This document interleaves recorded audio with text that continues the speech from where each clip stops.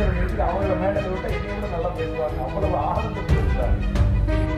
ஏன்னா அந்த தேர்தல் நேரத்தில் அந்த 1000 ரூபாய் போது நம்முடைய சிவகாசி சொன்னது போல அப்படியே தொடங்கி 10 வருஷம் எடப்பாடியாருடைய ஆட்சி, அம்மாவுடைய ஆட்சி கொண்டாடி வருகின்ற தமிழ்நாட்டு படத்துல மாதிரி அந்த ஆட்சி உண்மையிலே கருணாநிதி மகனுக்கு புத்தி வந்துருச்சோ, நல்லதுதான் பண்ணிடுவானோ நாம ஏமாந்தோம். ஆனால் ஆட்சிக்கு வந்த 2.5 ஆண்டு காலம் இந்த 1000 ரூபாய் பத்தி மூச்சே விடல. இன்னைக்கு நாடாளுமன்ற தேர்தல் வரப்போகிறது. மீண்டும் மக்களிடத்திலே போய் ஓட்டு கேட்கணுமே, பிஞ்சதை கொண்டு அடிப்பாங்களேங்கிற பயத்துல 1000 ரூபாய் அனௌன்ஸ் பண்ணோம். அன்புக்குரியவர்களே, எப்படி அனௌன்ஸ் பண்ணிருக்காங்க?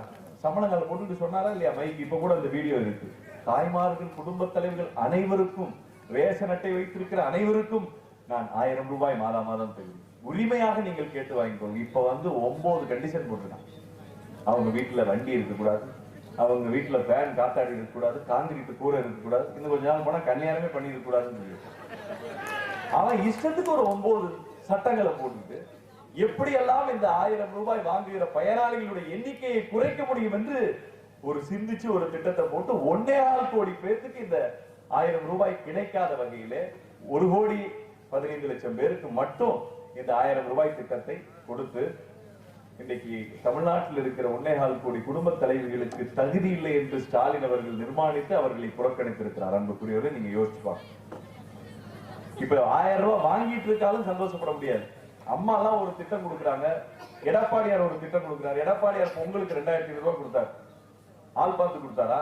திமுக காரன், அண்ணா திமுக காரன் பார்த்து கொடுத்தாரா? நிச்சயமா இல்லை. 2.25 கோடி ரேஷன் கார்டு வச்சிருக்கிற அத்தனை பேருக்கும் 2,500 ரூபாய் பொங்கல் பரிசு. ஸ்டாலினுடைய மனைவி துர்கா ஸ்டாலின் அவர்களுக்கு கூட அந்த 2,500 ரூபாய் போற மாதிரி அந்த எடப்பாடியார் அவர்கள் அறிவித்தார். அதுதான் ஒரு நல்ல ஆளுமைக்கான அழகு. ஆனா இந்த 1000 ரூபாய் கொடுக்கறதுக்கு இவ்வளவு கண்டிஷன் போட்டுட்டு ஒரு குழுவை போடுறாரு. ஏன்னா நீங்க யோசிச்சுக்கணும். ஏன்னா இந்த 1000 ரூபாங்கிறது நாடாளுமன்ற தேர்தலுக்கான நாடகம். அடுத்து இது முடிஞ்சோன்னு நின்றுங்கிறதுக்காக சொல்றேன். ஒரு குழு போட்டிருக்காங்க அரசின் சார்பாக. அந்த குழு 3 மாதத்துக்கு ஒரு முறை ஒன்றியம் வாரியாக ஆய்வுகள் மேற்கொள்ளும். அருமை. அண்ணன் சொல்றாரு, தம்பி இப்பயே நிக்க ஆரம்பிச்சிருச்சு. ஆக அந்த குழு போட்டிருக்கான். 3 மாதத்துக்கு ஒரு முறை உங்க ஊருக்குள்ள வருவாங்க.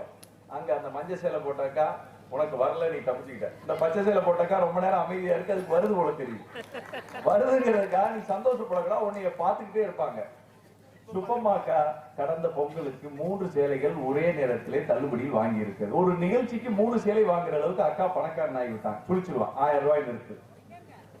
ராமசாமி அண்ணன் கடந்த வாரம் அவர் வீட்டுல டிவிஎஸ் 50 இல்லை, இந்த வாரம் டிவிஎஸ் 50 நிக்கிறது.